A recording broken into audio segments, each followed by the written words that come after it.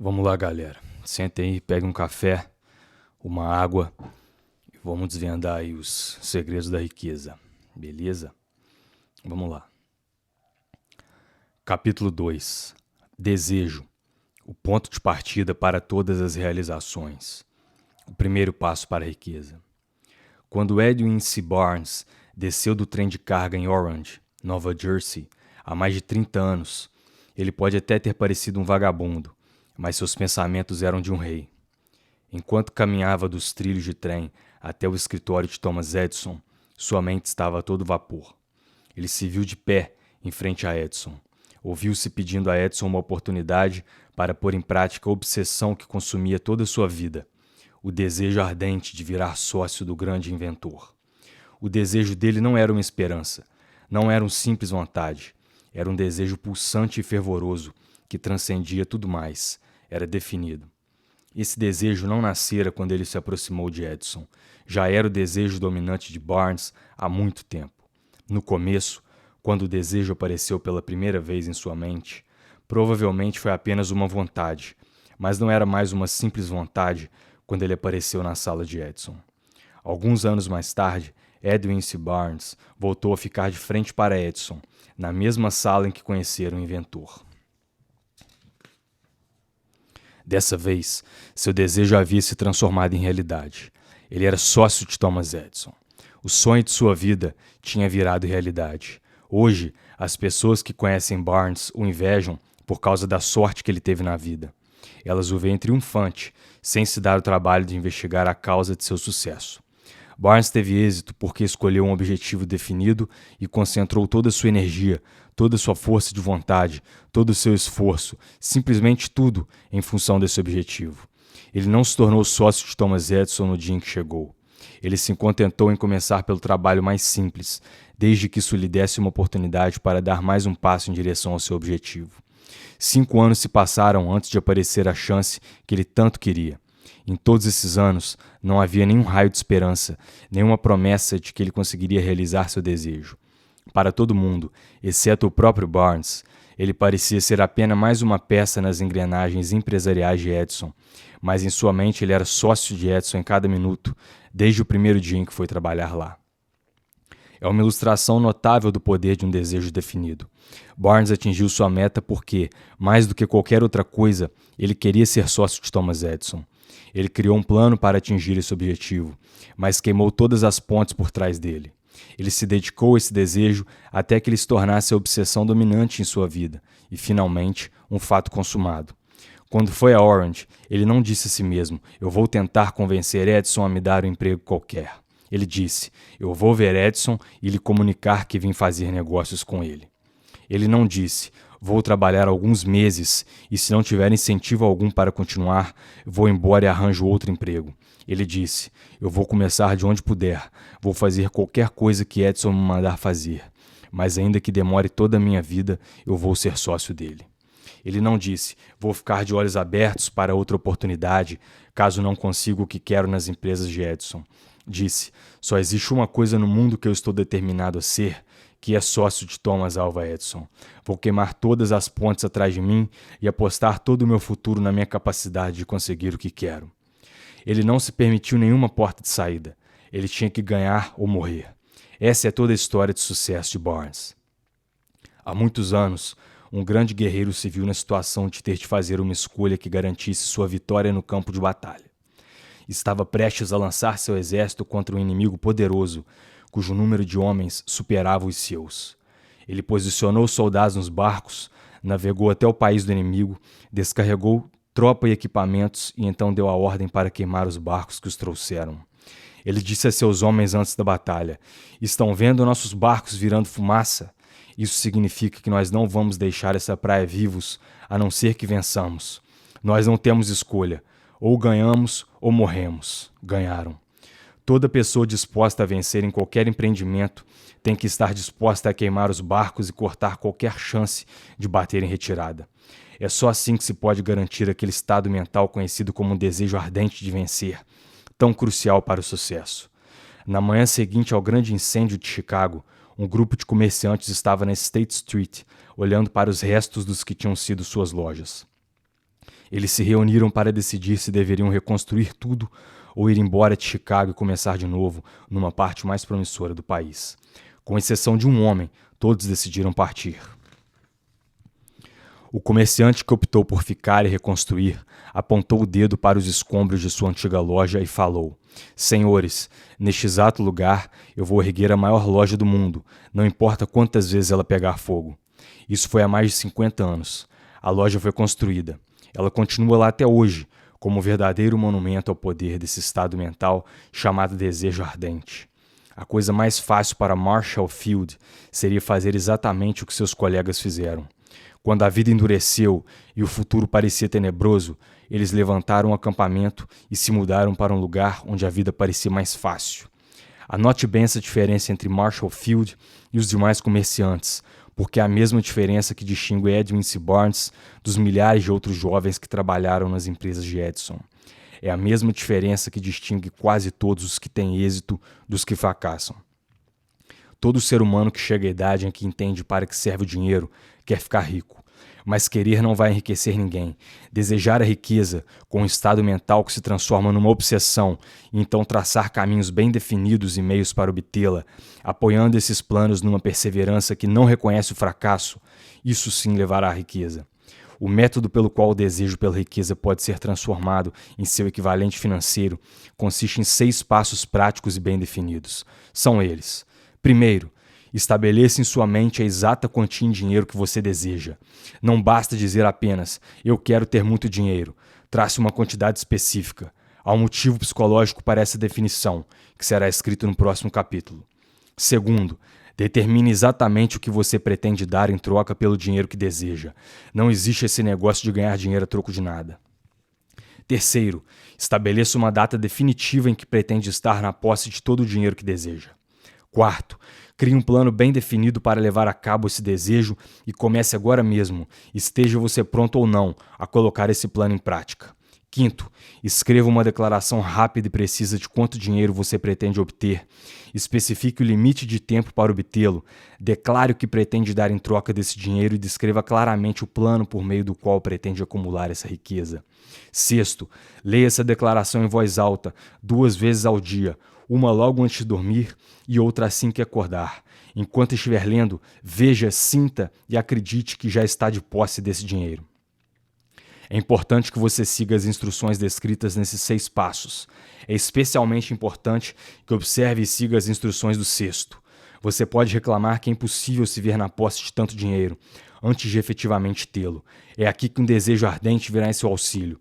Se você realmente desejar ter dinheiro com tanta convicção que o seu desejo chega a ser uma obsessão, você não terá dificuldade em se convencer de que irá obtê-lo. O objetivo é desejar ganhar dinheiro e se tornar tão determinado a ponto de se convencer que já o tem. Só aqueles que têm uma consciência voltada para o dinheiro realmente chegam a acumular grandes fortunas. Ter uma consciência voltada para o dinheiro significa que a mente ficou tão saturada com o desejo de dinheiro que a pessoa já pode se ver na posse dele. Para os não iniciados, aqueles que ainda não são letrados em como a mente humana funciona, essas instruções podem parecer pouco práticas. A todos aqueles que não reconhecem o quanto esses 6 passos são importantes, pode ajudar a saber que essa informação foi recebida de Andrew Carnegie. Ele começou a vida como um simples operário numa siderúrgica, mas conseguiu, apesar de sua origem muito humilde, fazer com que esses princípios lhe valessem uma fortuna de muito mais de 100 milhões de dólares. Talvez também ajude saber que os 6 passos aqui recomendados foram cuidadosamente analisados pelo falecido Thomas Edison, que concedeu seu selo de aprovação, considerando-os não só fundamentais para a acumulação de dinheiro, como também para se atingir qualquer objetivo definido. Veja que esses passos não exigem trabalho duro, não exigem sacrifícios, não exigem que alguém se torne um crente ou se exponha ao ridículo. Colocá-los em prática não exige grande educação, mas a aplicação efetiva desses 6 passos exige imaginação suficiente para permitir que alguém veja e compreenda que a acumulação de dinheiro não pode ser deixada a sabor da sorte. É preciso perceber que todos aqueles que acumularam grandes fortunas primeiro sonharam um bocado, desejando, esperando, ansiando e planejando antes de ganhar o dinheiro. É bom também já ir sabendo, logo de cara, que você nunca acumulará vastas quantidades de dinheiro, a não ser que efetivamente fique fervendo de vontade de ganhar dinheiro e tenha firme certeza de que irá possuí-lo. Também vale a pena saber que todo grande líder, dos primórdios da civilização até hoje, sempre foi um sonhador. O cristianismo é o maior poder potencial no nosso mundo, porque seu fundador era um sonhador intenso, dotado da visão e da imaginação para ver realidades mentais e espirituais antes que se manifestassem no mundo físico. Se você nunca conseguir imaginar ter uma grande fortuna, nunca poderá vê-la em sua conta bancária. Nunca em toda a história dos Estados Unidos houve oportunidades tão grandes para os sonhadores práticos como as que existem hoje. O colapso econômico de 6 anos reduziu a maioria das pessoas basicamente ao mesmo nível. Portanto, uma nova corrida está prestes a começar. Isso significa que há um potencial para grandes fortunas serem acumuladas nos próximos 10 anos. As regras da corrida podem ter mudado porque hoje nós vivemos num mundo que favorece a massa. As pessoas que tiveram pouca ou nenhuma chance de viver nas condições que havia na época da depressão, quando o medo paralisou o crescimento e o desenvolvimento. Aqueles que estão na corrida para a riqueza devem se sentir motivados a saber que o novo mundo em que vivemos está pedindo novas ideias, novas maneiras de se fazer coisas, novos líderes, novas invenções, novos métodos de ensino, novos métodos de marketing, novos livros, nova literatura, novos programas de rádio, novas ideias de filmes. Por trás de toda a demanda de coisas novas e melhores, há uma qualidade que uma pessoa tem para ganhar, que é um objetivo definido, o conhecimento do que se quer e um desejo ardente de conquistar. A depressão econômica marcou o fim de uma era e o surgimento de outra. O novo mundo pede sonhadores práticos que podem pôr seus sonhos em ação e de fato os põem. Os sonhadores práticos foram e sempre serão os que lançam os padrões da civilização. Nós que desejamos acumular riquezas, devemos nos lembrar que os verdadeiros líderes do mundo sempre foram pessoas que utilizaram e puseram em prática as forças intangíveis e invisíveis das oportunidades que ainda não nasceram e que converteram essas forças ou impulsos de pensamento em arranha-céus, cidades, indústrias, aviões, automóveis e todo tipo de conveniências que tornam a vida mais agradável. A tolerância e uma mente aberta são as necessidades práticas dos sonhadores dos dias atuais. Aqueles que têm medo de novas ideias estão condenados ao fracasso antes mesmo de começar. Nunca houve um momento tão promissor para os pioneiros do que o atual. É verdade que o Velho Oeste não está mais aí para ser conquistado, como nos tempos das caravanas, mas há todo um mundo industrial, financeiro e comercial para ser remodelado e redirecionado em novas e melhores linhas. Quando planejar adquirir sua parte dessa riqueza, não permita que ninguém lhe influencie a fazer chacota dos sonhadores. Para ganhar o pote de ouro nesse novo mundo, é preciso se encher do mesmo espírito dos pioneiros do passado, cujos sonhos deram à civilização tudo de mais valioso, o espírito que serve como verdadeiro sangue do nosso país, nossa oportunidade de desenvolver nossos talentos e colocá-los no mercado. Não vamos nos esquecer de que Cristóvão Colombo sonhou com um mundo desconhecido, apostou a própria vida nesse mundo e o descobriu. Copérnico, o grande astrônomo, sonhou com mundos múltiplos e os revelou. Ninguém disse que ele era pouco prático depois que ele triunfou. Muito pelo contrário, o mundo o colocou num pedestal, provando, mais uma vez, que o sucesso não precisa de desculpas e o fracasso não permite álibis. Se o que você quiser fazer for correto e você realmente acreditar no seu projeto, vá em frente e faça. Põe o seu sonho em ação e não se importe com o que os outros irão dizer se você se deparar com derrotas temporárias, porque, provavelmente, os outros não sabem que todo fracasso traz em si a semente de um sucesso correspondente. Henry Ford, que era pobre e possuía pouca educação, sonhou com uma carruagem sem cavalos e partiu para trabalhar com as ferramentas de que dispunha, sem esperar que uma oportunidade viesse bater em sua porta, e agora a prova de seu sonho é visível no mundo inteiro. Thomas Edison sonhou com uma lâmpada elétrica, começou de onde estava para colocar seu sonho em prática e, apesar de mais de 10.000 fracassos, perseguiu seu sonho até torná-lo realidade. Os sonhadores práticos não desistem. Whelan sonhava em montar uma rede de charutarias, pôs o seu sonho em ação e hoje a United Cigar Stores ocupa as melhores esquinas dos Estados Unidos. Lincoln sonhava com a liberdade para os escravos, colocou seu sonho em ação e por pouco não viveu para ver o Norte e o Sul unidos para traduzir seu sonho em realidade. Os irmãos Wright sonhavam com uma máquina que conseguisse voar, Agora se pode ver, pelos exemplos no mundo inteiro, que seus sonhos valeram a pena. Marconi sonhava com um sistema que explorasse as forças intangíveis do éter. As provas de que ele não sonhou em vão podem ser vistas em qualquer aparelho de rádio no mundo. Além disso, o sonho de Marconi colocou lado a lado a cabana mais humilde com a residência mais esplendorosa. Fez com que os povos de todos os países se tornassem vizinhos. Deu ao presidente dos Estados Unidos um meio pelo qual ele poderia se dirigir a todas as pessoas do país de uma só vez, sem planejar com muita antecedência. Talvez lhe interessasse saber que os amigos de Marconi o internaram à força para que o examinassem no hospital psiquiátrico, depois de ele ter anunciado que tinha descoberto o princípio pelo qual poderia mandar mensagens pelo ar, sem a ajuda de cabos ou de outro meio direto de comunicação. Os sonhadores de hoje não precisam passar por isso. O mundo se acostumou com novas descobertas. Aliás, tem até se mostrado disposto a recompensar o sonhador que apresenta uma ideia nova. Mesmo a maior de todas as realizações não passou, no começo e por algum tempo, de um sonho. O carvalho dorme na semente. O passarinho espera no ovo, e na maior visão da alma, um anjo que desperta se mexe. Os sonhos são as sementes da realidade. Levantem-se, despertem e vejam tudo que vocês têm a oferecer, sonhadores do mundo. Sua estrela está em ascensão. A depressão mundial trouxe a oportunidade que vocês tanto esperavam. Ensinou as pessoas a serem humildes, tolerantes e ter a mente aberta. O mundo está repleto de oportunidades que os sonhadores do passado nunca tiveram. Um desejo ardente de ser alguém, de fazer alguma coisa, é o ponto de partida de onde o sonhador tem que decolar. Os sonhos não nascem da indiferença, da preguiça ou da falta de ambição. O mundo não ridiculariza mais os sonhadores, nem diz que eles não são pragmáticos. Se você não acredita, vá até o Tennessee e testemunhe o que um presidente sonhador fez para explorar e utilizar o grande poder hidrelétrico dos Estados Unidos. Alguns anos atrás, um sonho desses pareceria loucura.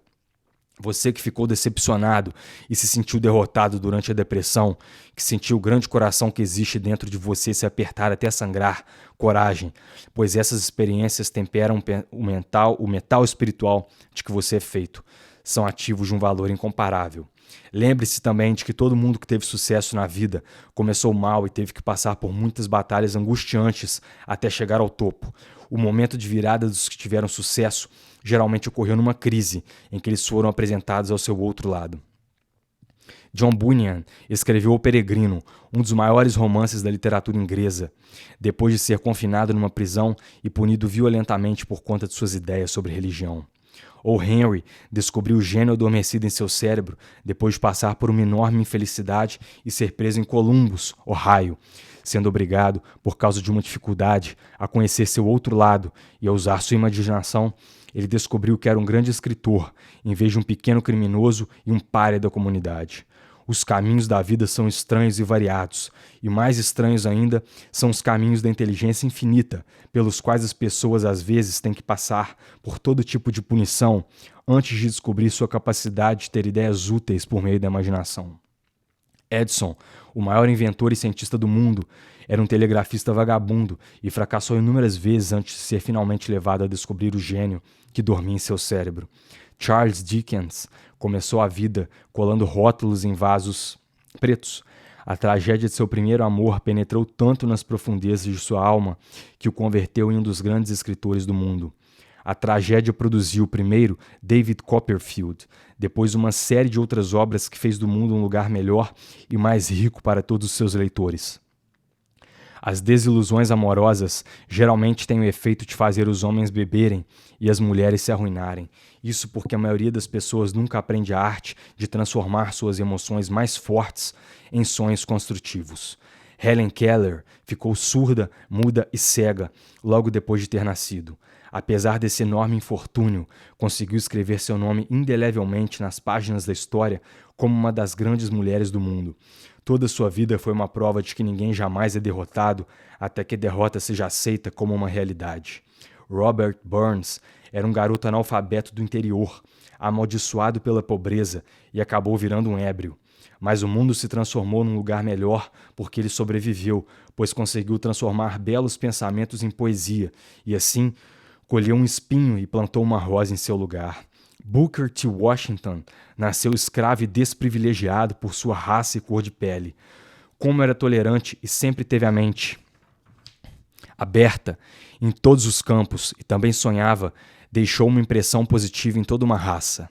Beethoven era surdo, Milton era cego, mas seus nomes ficaram eternizados porque sonharam e traduziram seus sonhos em pensamentos organizados. Antes de passar para o próximo capítulo, atice de novo em sua mente os fogos da esperança, da fé, da coragem e da tolerância.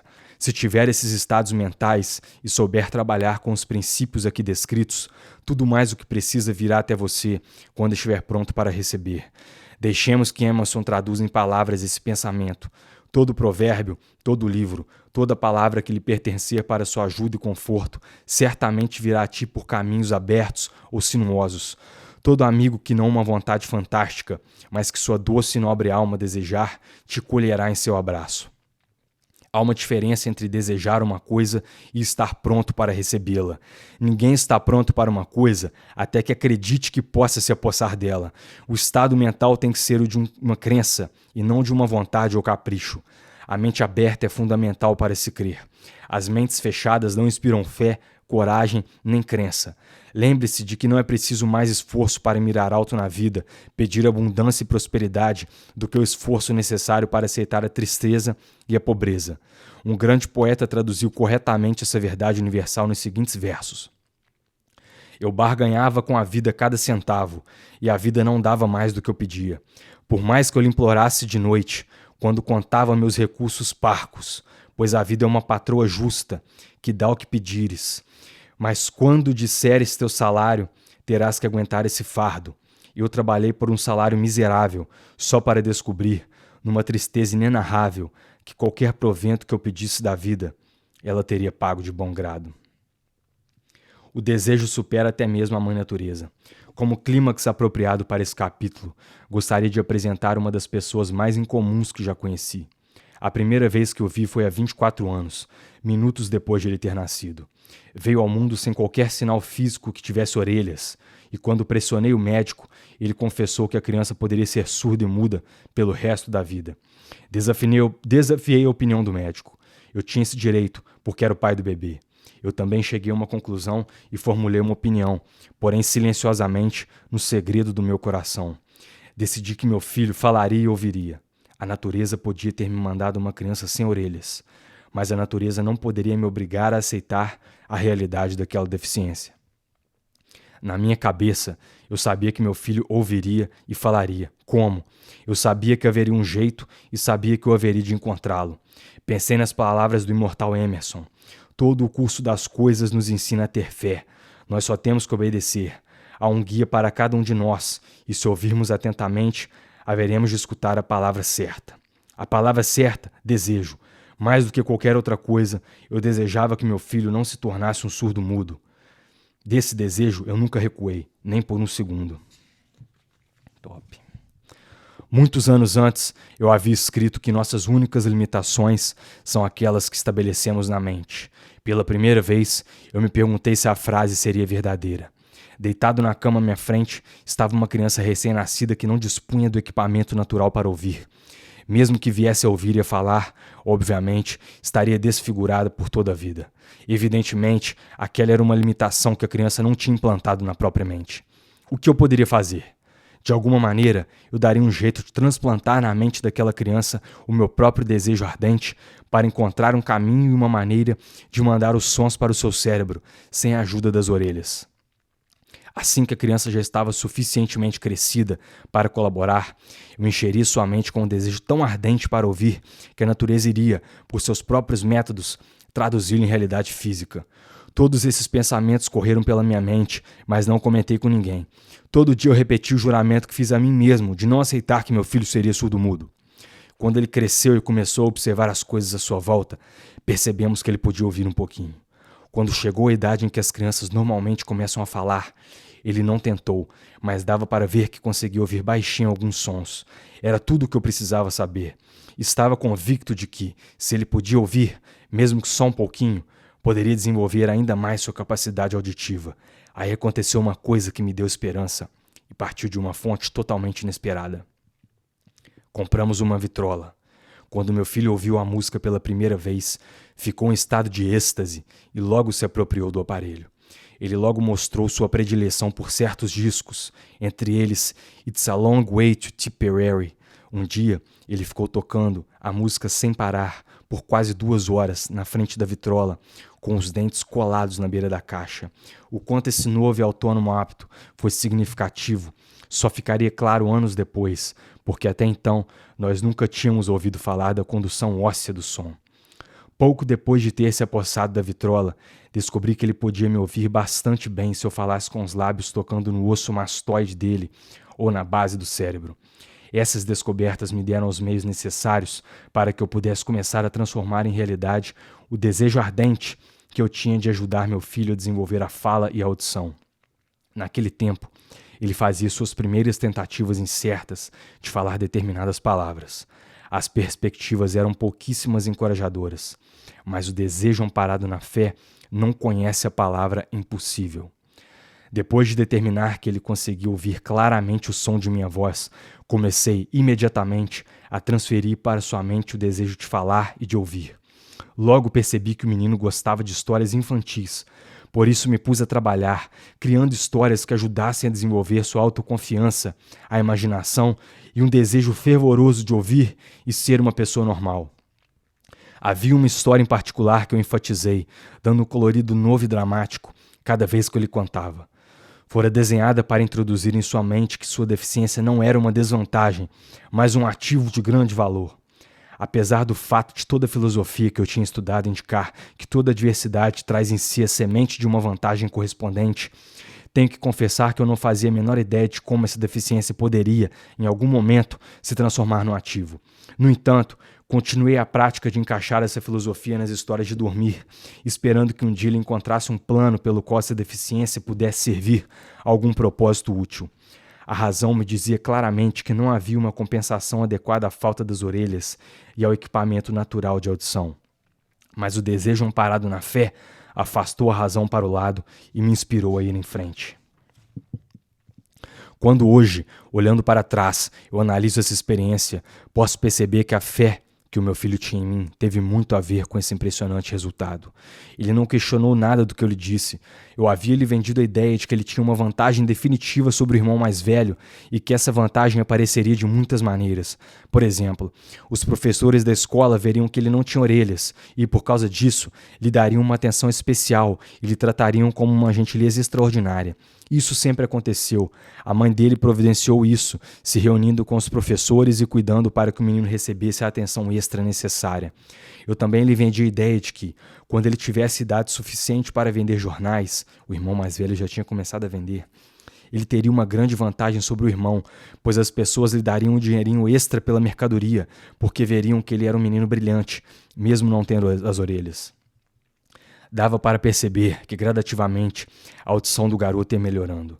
Além do mais, ele não demonstrava a menor tendência de querer uma atenção especial por causa da deficiência.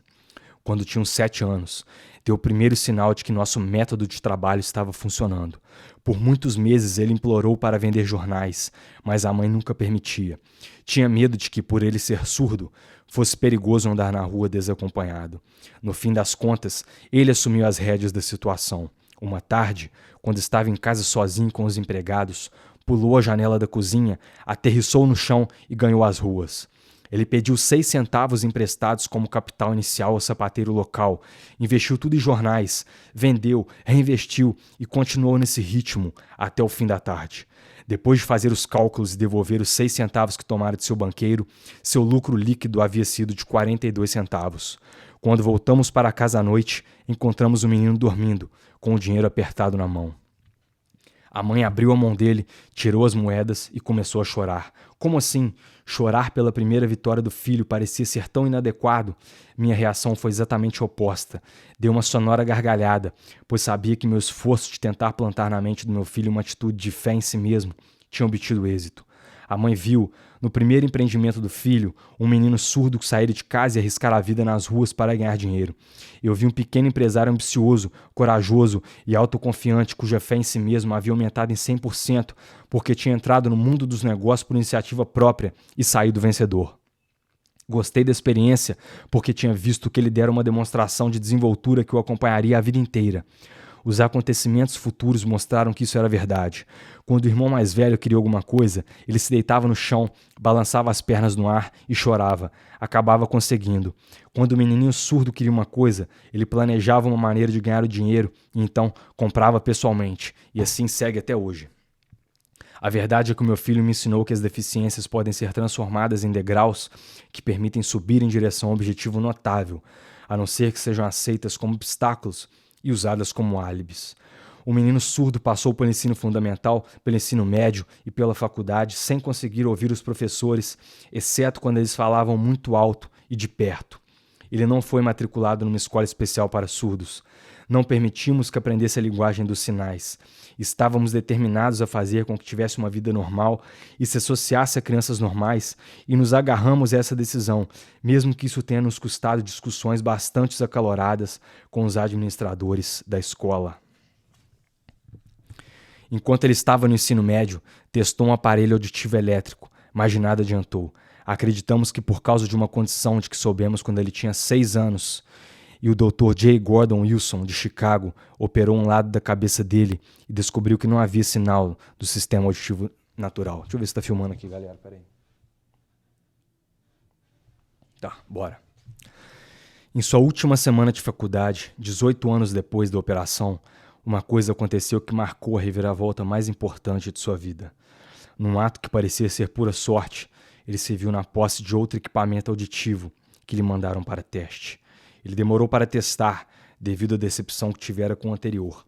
Finalmente, pegou o aparelho e, meio que descuidadamente, colocou na cabeça, ligou a bateria e tcharam! Como num passe de mágica, o desejo que ele sempre teve de ouvir normalmente se tornou realidade. Pela primeira vez na vida, estava ouvindo quase tão bem quanto qualquer pessoa com audição normal. Deus escreve certo por linhas tortas, na hora de fazer suas maravilhas. Extasiado com o novo mundo que lhe havia sido proporcionado com equipamento auditivo, ele correu para o telefone e ligou para a mãe. Ouviu sua voz perfeitamente. No dia seguinte, ouviu normalmente a voz dos professores na aula, pela primeira vez na vida. Antes, só conseguia ouvir quando eles gritavam, e de perto. Ele ouviu rádio, ouviu os filmes falados.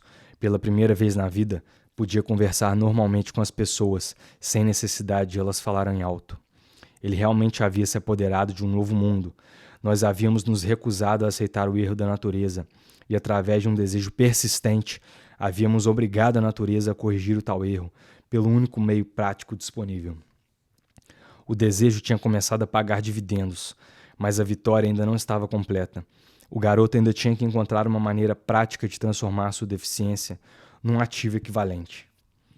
Mal percebendo a importância do que já tinha sido alcançado, mas inebriado de alegria pelo mundo novo cheio de sons que havia descoberto, ele escreveu uma carta ao fabricante do equipamento auditivo e descreveu entusiasticamente sua experiência. Alguma coisa na carta, talvez alguma coisa que não estivesse nas palavras, mas por trás delas, fez com que a empresa o convidasse a ir a Nova York. Quando chegou, fizeram um tour pela fábrica com ele, e enquanto conversava com o engenheiro-chefe, ele contava como o mundo havia mudado para ele, um instituto, uma ideia, um instinto, uma ideia, uma inspiração, chame como quiser, veio à sua mente. Foi esse impulso de pensamento que transformou sua deficiência num ativo, fadado a pagar dividendos em dinheiro e felicidade para milhares de pessoas pelo resto da vida. O resumo básico daquele impulso de pensamento foi o seguinte: ocorreu-lhe que ele poderia ser útil para milhões de pessoas surdas que passam a vida sem o benefício de um equipamento auditivo se conseguisse encontrar uma maneira de lhes contar a história de como seu mundo mudou. Ali mesmo, ele tomou a decisão de dedicar o resto da vida a prestar esse utilíssimo serviço aos que tivessem deficiência auditiva. Por um mês inteiro, ele se dedicou a uma pesquisa intensiva, na qual analisou todo o sistema de marketing do fabricante do equipamento auditivo e criou maneiras de se comunicar com os deficientes auditivos do mundo inteiro, com o objetivo de compartilhar esse novo mundo modificado. Quando acabou, colocou num papel um plano de 2 anos, baseado em suas descobertas. Quando apresentou o projeto à empresa, ganhou imediatamente um emprego para colocar o plano em prática. Mal sonhava ele, quando foi trabalhar, que estava destinado a trazer esperança e alívio concreto para milhares de surdos que, sem sua ajuda, estariam condenados a passar a vida inteira surdos-mudos.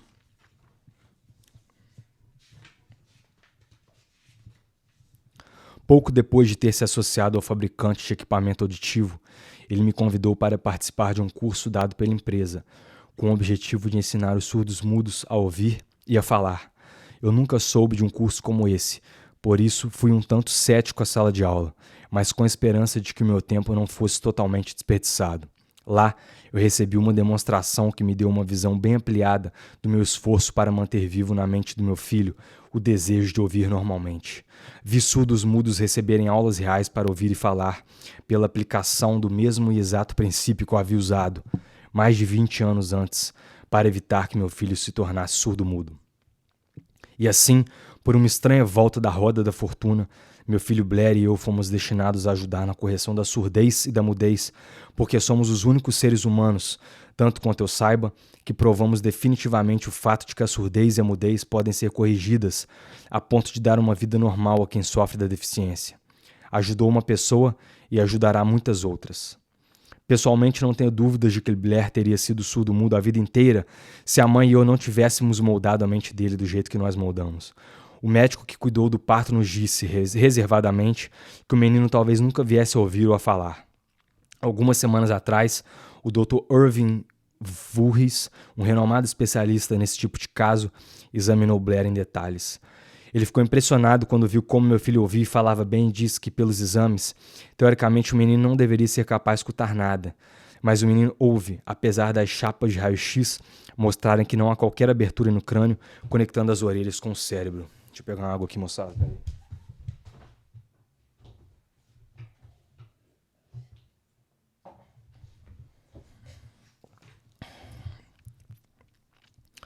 Quando, com aquele impulso, fiquei inculcado nele o desejo de que eu iria ouvir, falar e viver como uma pessoa normal, alguma influência estranha fez com que a natureza construísse uma ponte e derrubasse o oceano de silêncio entre o cérebro dele e o mundo exterior, por algum meio que nem os maiores especialistas foram capazes de interpretar.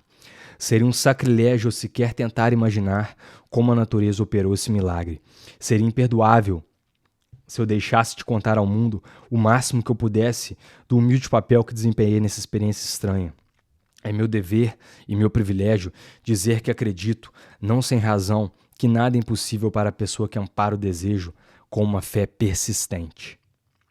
O fato é que um desejo ardente tem maneiras engenhosas de se transformar no seu correspondente físico. O Blair desejava ter uma audição normal, e tem. Ele nasceu com uma deficiência que poderia tranquilamente ter feito alguém com um objetivo menos definido ir para a rua com alguns lápis na mão e uma xícara para pedir esmolas. Mas hoje essa deficiência promete servir como um meio pelo qual podemos prestar um serviço útil para muitos milhões de pessoas que ouvem com dificuldade e também dar a Blair um emprego útil e uma remuneração adequada para o resto da vida.